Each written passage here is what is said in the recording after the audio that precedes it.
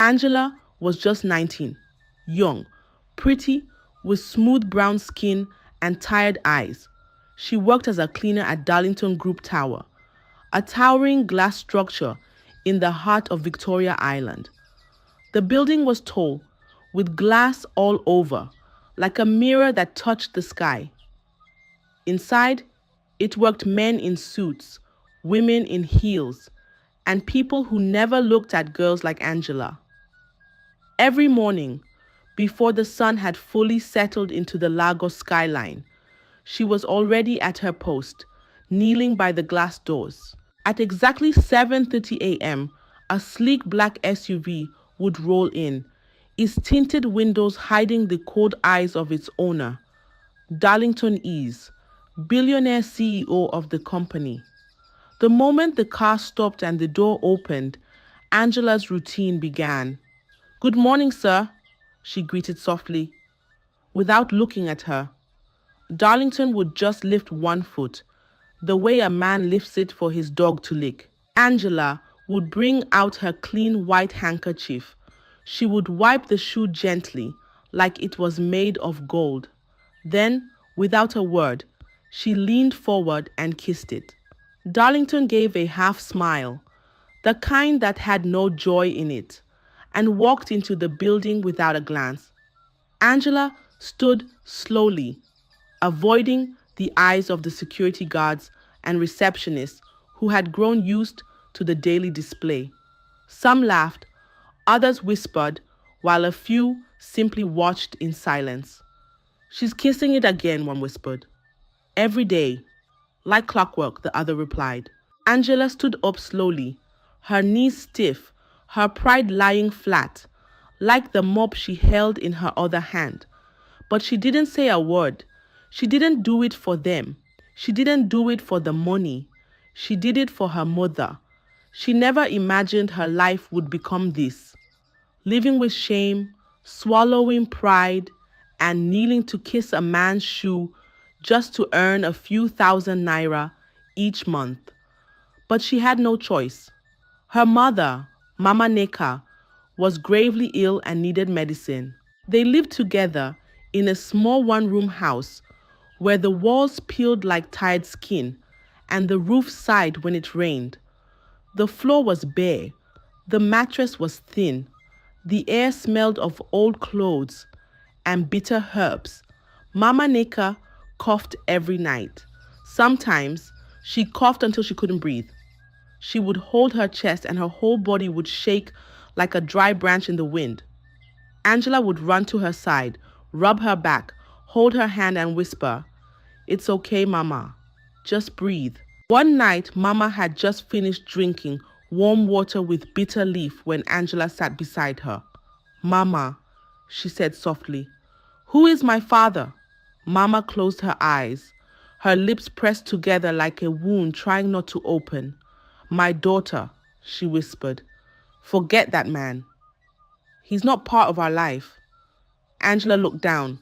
Her voice shook. "But Mama, you always say that. What did he do? Where is he?"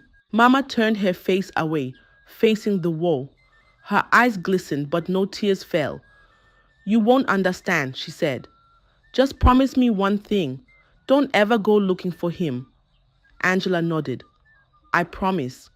But inside her heart, something whispered, "Why can't I know? Who is he?" She looked at her mother's face, thin and tired. That face used to smile. Now it only sighed. 3 months ago, she had walked the streets of Lagos with a worn-out file in hand. Inside were photocopies of her secondary school results and a reference letter from her former principal. She went from one office to another, applying for jobs, begging even. Most times she was turned away before she could even speak. Then, one afternoon, she walked past Darlington Group and saw a paper posted at the gate. "Vacancy, cleaner needed. Apply within." Angela paused. This wasn't the job she dreamed of, but she couldn't be picky. Her mother needed medicine, food, and care. She walked in. The HR manager, A fair-skinned woman named Miss Ifeoma glanced at her without much interest. Do you have any experience cleaning? Angela nodded. Yes, ma. I used to clean houses in Ajegunle. You will start tomorrow. Be here by 7 a.m. sharp. Angela bowed slightly. Thank you, ma. That was the beginning. The next day, she arrived before the building even opened. She wore a plain blouse, tied her scarf neatly, and held her handkerchief in her pocket. They gave her a mop, a bucket, a cloth. She was shown where to start. The ground floor, the stairs, the glass, the toilets, the corridors. Angela cleaned without rest. She worked like a river, quiet but always moving. Nobody looked at her. Nobody spoke to her. She was like a shadow in the building. She didn't complain. When she got her first pay, it wasn't much, but to her, it was gold. She went straight to the market, bought paracetamol, a bottle of palm oil, small rice, and herbs for Mama. At home, Mama smiled and whispered, God will bless you, my child. Every morning after that, Angela came early, cleaned before others arrived, washed her hands, fixed her scarf, then cleaned again. Darlington passed her many times. He never looked her way. He walked past her like she was air. He never even said, Good morning. Angela didn't mind. She was not there for smiles. She was there for survival. But one morning, everything changed. Angela didn't show up to work that morning. Her mother had collapsed in the middle of the night, coughing blood. Angela had spent the night searching for a nurse in their area. There was no money for a hospital. Angela cried. She ran from one house to another. Please, do you know any nurse? Please help me. My mother is dying. The sky turned dark. No one answered. No one came. There was no money for hospital, not even for bus fare. Angela sat beside Mama till morning. Her eyes didn't close. Her hands held Mama's tightly. By the time the sun came out, she changed clothes, wiped her face and rushed to work. She was late, very late. As she entered the gate, her legs felt weak. Her head spun. Darlington spotted her immediately. You, come here, he called. Angela stopped. She turned slowly. Her eyes were swollen. Darlington walked towards her in his suit, holding his phone in one hand. This is not a market, he barked. You think you can come and go as you please. Angela opened her mouth. Sir, I'm sorry. My mother, she was coughing blood. I had to. You're fired, he snapped without waiting. Angela's knees buckled. She dropped to the floor. Please, sir, I beg you. My mother is very sick. This job is the only thing we have. Darlington turned around, took one step, then stopped. He looked over his shoulder. You want your job back? Yes, sir. Please, I'll do anything. Come to my house this evening. Wash all my clothes, my wife's too, and the children's, every single one. Then we'll see. Angela's heart sank. That was not part of her job. But her mind pictured Mama lying on the mat, coughing, shaking, sweating. Angela swallowed hard. Yes, sir. Darlington walked away. Angela remained on her knees, then stood up quietly and returned to work. Little did she know that evening would be the longest of her life. That evening, she went to his mansion. It looked like something out of a foreign movie. Marble floors, glass railings, gold accents. Darlington didn't say much. He pointed. There, he said. Angela followed his hand. In the laundry room, baskets overflowed. Shirts, trousers, wrappers, socks, towels, heaps and heaps of clothes. Wash them all, Darlington said. Then he walked away, without even looking back. Angela sighed. She rolled up her sleeves. Her hands met cold water. Her fingers danced through soap. She washed and washed and washed again. Her back bent, her nails turned white. Then she heard heels. Tap, tap, tap. Madame Ifunanya entered, tall, elegant, with sharp eyes. She dropped another basket. Wash these too, she said, her lips barely moving. Angela looked into the basket. Panties, Brasilia underwear. She hesitated. Ma, I was only asked to wash clothes, not underwears. The woman scoffed. You are just a cleaner. If you don't want to lose your job, wash everything. Or should I call my husband? Angela wanted to protest, but her mother's frail face flashed in her mind. She bit her lips and started washing. When she was done, they told her to mop the entire house too. By the time she finished, it was midnight. She left quietly and walked back home.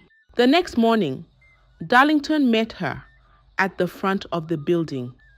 My wife told me everything. She said you stressed her before washing what she gave you, he said. From now on, if you still want this job, you will clean my shoes every morning and kiss them. That way I'll know how clean they are. Angela's lips trembled. Sir, don't argue. Do it or leave. That was how it began. Every morning, Darlington would arrive and Angela would kneel, wipe and kiss his shoes. Inside, the receptionist froze. A guard shook his head. 2 junior staff whispered. She kissed it again. Every morning now, Angela stood slowly. Her knees were stiff. Her chest was heavy. But she said nothing. She endured.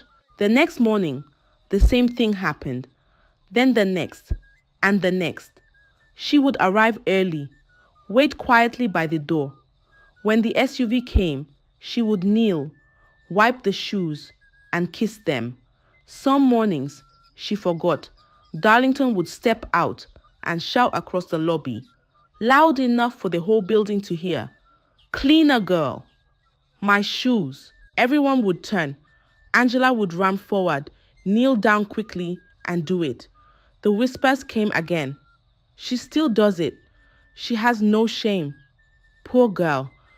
Angela heard them, but she didn't stop. Because at home, Mama still coughed. Mama still shook. Mama still needed her. Angela carried her pain like a heavy bowl of water.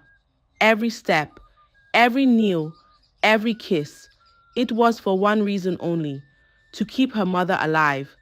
Angela swallowed her shame because her mother needed her. But something deeper was buried beneath all of it. A secret from long ago, a truth that would soon come to light. And when it does, Darlington will realize he's been humiliating someone he should have honored from the very beginning. Angela continued like that for months. Each morning, she arrived early, positioned herself by the glass doors of Darlington Group Tower, and waited for the familiar black SUV to pull in. When Darlington stepped out, she would kneel, wipe his shoe with precision, and kiss the leather gently, just as he instructed. It had become a routine, a humiliating one, but necessary. Some mornings, Angela could feel her knees trembling, not from the cold floor, but from the weight of shame. Yet she endured it, because at home, her mother was growing weaker by the day. Until one Monday afternoon, everything changed again. It was a Monday morning. The air inside Darlington Group Tower was cold and quiet. The lights above flickered softly. People were typing. Phones were ringing. Angela was mopping the reception floor, her back bent, her hands moving in slow circles. Then the glass door opened sharply. Heels clicked on the marble. Madame Ifunanya, Darlington's wife, walked in like she owned the air around her. She wore a red dress that hugged her like pride. Her eyes were sharp like knives ready to cut. She walked past the receptionist, past the security, straight to Angela. "Hey, cleaner girl," she snapped. Angela looked up. Yes, Ma. Follow me, she said. Come and wash my clothes. And the children's. They're long overdue. Angela didn't move. She stood straight, her mop still in hand. Her heart beat fast. Her fingers tightened around the stick. No, Ma. Ifunanya turned slowly. What did you say? Angela's voice was steady, like a river that had waited too long to speak. I said no, I won't do it again. Silence fell. The receptionist froze. The guard blinked. Two workers peeked from behind their desks. What did you just say to me? Ifunanya's voice rose. I'm not your house girl, Angela said calmly. I clean here, not in your house. If you need help, there are dry cleaners in Lagos. Gas flew like wind. Madame Ifunanya's eyes widened. You rat, you little rat, you dare talk to me like that in public. She pulled out her phone. Her fingers moved fast. Darlington, sack that cleaner now. She just insulted me in front of everyone. Angela didn't move. She didn't cry. She didn't beg. She just stood there, her chest rising and falling, her eyes wet but brave. Minutes later, Darlington stormed into the lobby. His face was red. His voice was sharp. Angela, pack your things. You're fired. Now. Angela opened her mouth, then closed it. She didn't kneel. She didn't explain. She turned around, picked up her mop and walked out. This time, she didn't beg. Not for shame, not for pity. She walked out like someone who had dropped a heavy load and decided never to carry it again. That evening, she returned home to their one-room apartment in Ajegunle. Mama was lying on the mat, her wrapper pulled up to her chest. Her eyes were half closed, her breath slow and weak. Angela dropped her bag and sat beside her. She didn't say a word at first. She just placed her hand on Mama's arm. Mama turned her head slowly. You're home early, my daughter. Angela nodded. Her lips were dry. I've been fired, Mama. Mama blinked. Why? What happened? Angela looked down. Madame Ifunanya asked me to follow her home, to wash clothes again, in front of everyone. I said no. Mama's eyes opened wider. You said no? You refused? Did you beg after they fired you? Angela shook her head. Number, I couldn't. I've had enough, Mama.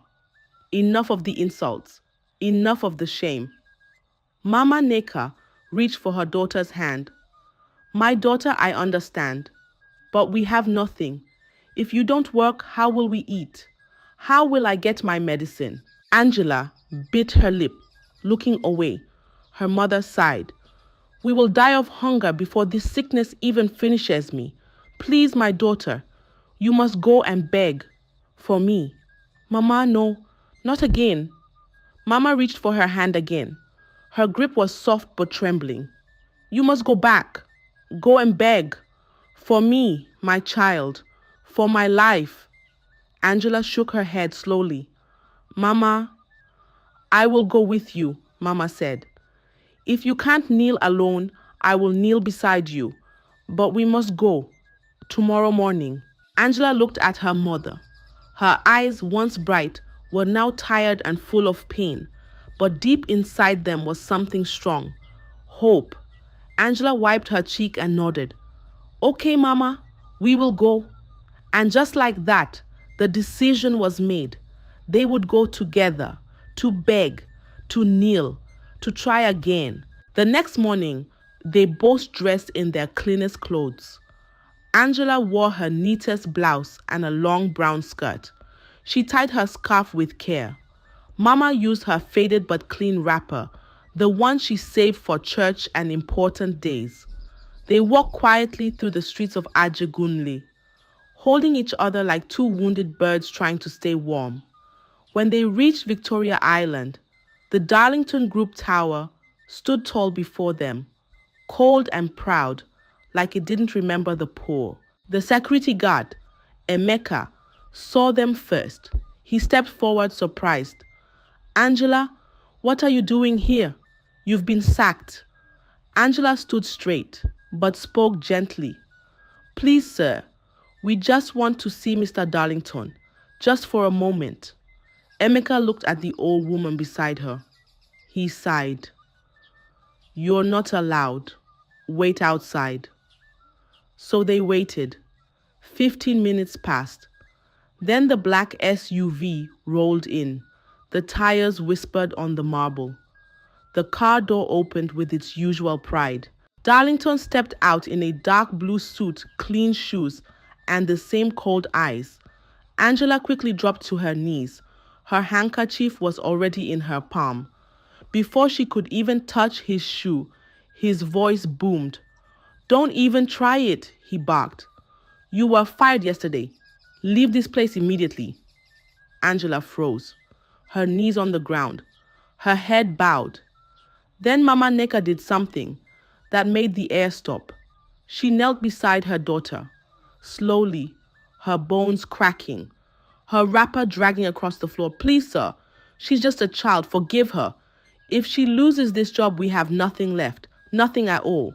Darlington looked down at the kneeling old woman, disgust on his face.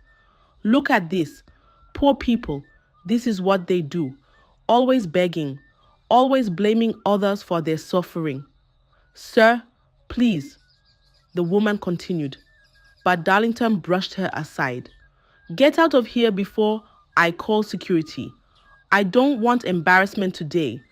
I'm expecting someone very important. The owner of this company, my boss, a man of high class, not roadside beggars. Angela's mother tried once more. Sir, please. Security, Darlington shouted. The word echoed like thunder. Angela and her mother stood up slowly and began walking toward the gate. Just as they stepped out, another black SUV rolled in, sleek, expensive, and dignified. The vehicle passed slowly by them. Inside sat a man in his late 50s, dark-skinned, clean-shaven, with commanding presence and thoughtful eyes. He looked ahead, unaware of the two women at the gate. Angela turned to look at the car briefly. Her mother froze for a second, her chest rising as if something gripped her from within. But she said nothing. They both watched as the SUV glided into the company compound. Neither of them knew that inside that car was the man they had spent Angela's whole life avoiding, the real owner of the company, the biological father Angela never knew. Her mother said nothing as they walked back home, but tears had begun to fall silently from her eyes. Angela never knew, and the man in the SUV never saw. Her chance to change her life had passed, for now. As Angela and her mother stepped out of the company's gate, a sharp breeze brushed past them. They walked in silence, both heavy with emotion. Their faces were low, their hearts were lower. They had begged, they had knelt, they had been shouted at. They were almost at the bus stop when Mama Naneka stopped. She held her chest and whispered, "My purse!" Angela turned to her. "What is it, Mama?" "My purse. I think I dropped it when I knelt earlier. It must be somewhere near where we stood." Angela nodded. "Let's go back. Maybe the security will let us in." They walked back to the gate. The security guard, Emeka, raised a brow. "Angela, again. What is it this time?" "I'm sorry, sir. My mother lost her purse inside. We just want to check if it's still there." Emeka glanced at the older woman, then back at Angela. He sighed and opened the gate. "Okay, be quick. I don't want trouble." They entered. The compound was quiet. Most staff were inside their offices. At a distance near the marble entrance, the small black purse lay on the ground. "There it is," Angela pointed. They walked briskly to the spot. Just as Mama Neka bent down to pick up the purse, a hand suddenly grabbed her by the arm. "Neka?" A deep voice called out. "Is this really you?" She froze. Her hand stayed mid-air. She turned her head slowly. Her eyes met his. she gasped. Richard? Angela stood behind her, confused. She looked from her mother to the man, not understanding what was happening. The man stepped back slightly, his eyes wide with shock. My God, he breathed. It's really you. Neka, where have you been all these years? Mama Neka couldn't speak. Her lips trembled. Her eyes filled with tears. Angela stood still. Her heart thumped. The man looked from Neka to Angela, and something in his face began to change. Something big, something from the past, was about to open. Angela looked between them, confused. Her eyes moved from her mother to the man. Mama, what's going on? Before anyone could speak again, the glass door behind them opened. Darlington came out, phone in hand, wearing his usual pride. He spotted the three of them. Sir, he said, walking closer, these are the beggars I told you about. They've been loitering since morning. Richard didn't move, didn't blink, didn't even hear him. His eyes were still on Neka. Neka, he said, his voice now low and heavy. Back then, the pregnancy. What happened? Did you keep it? Neka nodded slowly, then turned to look at Angela. Her voice cracked as she said, That's the child, Richard. I didn't abort it. I had the baby. Her name is Angela. Richard's mouth parted, shocked. He stared at the girl before him. Angela? He stepped closer, his voice shaking. You're my daughter? Angela's lips quivered. What? Mama, what is he saying? Tears rolled down Neka's cheeks. My daughter, this is your father. I wanted to tell you for years, but I couldn't. He was my employer. Things were complicated. Angela gasped. Her knees weakened. Her heart pounded like drums during a village festival. The truth she had begged for had just fallen from the sky. The father she had never known was standing right in front of her, and she had been kissing the shoes of a man who worked under him. Richard pulled them both into an embrace. I've looked for you for so long, Neka. I never stopped. Not a day. After we parted, I realized what I did was wrong. I wanted to fix it, but you were gone. Darlington stood there, dumbfounded. His eyes shifted from Richard to Angela to Neka. Sir, you're saying she's your daughter? Richard turned sharply. Yes, Darlington. The same girl you've been humiliating for months. She is my daughter. And this woman you just called a beggar. She is the woman I wronged years ago, and the mother of my only child. The silence was deafening. Staff had begun to gather around, watching from glass windows, whispering. Neka wiped her eyes, her voice quiet but sharp. You told me to abort Richard. You said your wife must not hear. So I left. I didn't take your money. I didn't call you. I raised her alone, with nothing. Richard looked down in shame. His voice dropped. I was a fool. I was scared. But later, I found out the truth. My wife lied. The boy she brought into our home, the one she claimed was mine, he wasn't mine. A DNA test exposed everything. She was using me, Neka gasped. So you're no longer together? We divorced years ago, Richard said. Since then, I've been searching for you to know if you kept the pregnancy or not. And now, after all these years, I find you here. And Angela, my own daughter, working as a cleaner in my company, being mistreated. Angela, overwhelmed by everything, burst into tears. All this time, I never knew. I kept asking Mama, but she never said anything. And now, you're my father? Richard stepped closer to her and gently touched her shoulder. I should have been there, he said. But I wasn't, and I can't change the past. But from today, Angela, I will never leave your side again. The wind moved gently through the compound. Staff inside the building were watching from behind the glass. No one laughed, no one whispered, because something bigger than shame was happening. A lost father, a broken mother, a forgotten daughter, all standing in one place, reconnected by truth. Richard turned slowly. His eyes, once warm, were now hard like stone. He looked straight at Darlington. So, his voice was calm, but sharp like a blade. You made my daughter kiss your shoes? Darlington swallowed hard. He looked smaller now. The proud shoulders had dropped. The voice that once barked at everyone now trembled. Sir, I didn't know, I swear. If I had known she was your daughter, I... That's the problem, Richard snapped. You only respect people when you know who they are. You value position more than humanity. That is not leadership. Darlington opened his mouth, but nothing came out. Angela stepped forward. Her voice was clear. Her eyes were wet, but her chin was up. You don't deserve to be boss if you treat people like dirt, poor or not.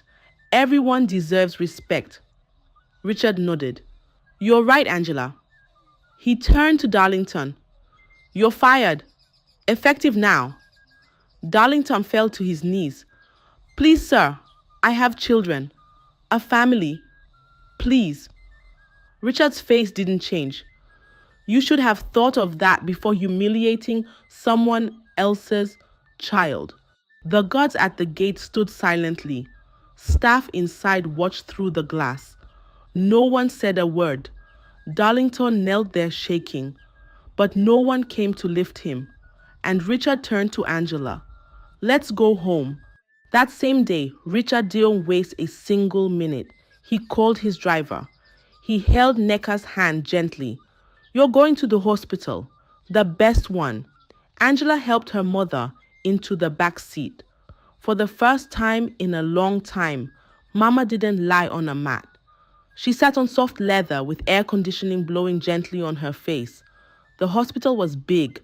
White walls, quiet halls, smiling nurses. The doctors ran tests, checked her heart, her chest, her blood. They gave her medicine that didn't come from the roadside. They placed her in a clean room with white sheets, soft pillows, and warm light. Angela sat beside her mother, holding her hand, smiling.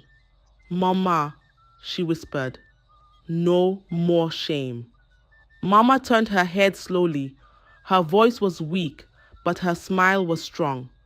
God has answered, my daughter. Angela kissed her forehead, and for the first time in months, Mama slept peacefully. The next morning, Richard returned to the company with Angela beside him. He walked into the boardroom where directors and managers had gathered. This is Angela, he announced, my daughter. She will take over as acting CEO while I oversee restructuring. Let it be known this company is built on fairness and integrity, and no one will be treated as less just because of their background. There was silence. Then one by one, people began to clap. Angela's hands trembled as she took the seat that once belonged to Darlington. She breathed deeply. A new beginning. Her first task came easily. She issued a company-wide memo. Effective immediately, all staff must treat others with respect regardless of their position. Anyone found bullying or humiliating others will be sanctioned. And then, she signed Darlington's termination letter personally. 3 months later, Nika was fully recovered and moved into a new house with Angela. Richard officially introduced them to society, his wife and daughter. Angela, on her part, was sent abroad to further her education. She promised to return and continue building the legacy of compassion and justice her father now stood for. In the end, she wasn't just a cleaner. She was a daughter, a leader, and above all, she was proof that no one should ever be judged by their circumstances. I hope you enjoyed the story. If so, please like the video. Comment what you learned from the tale. Share with friends and family. And don't forget to subscribe to the channel for more African tales just like this one. Thank you.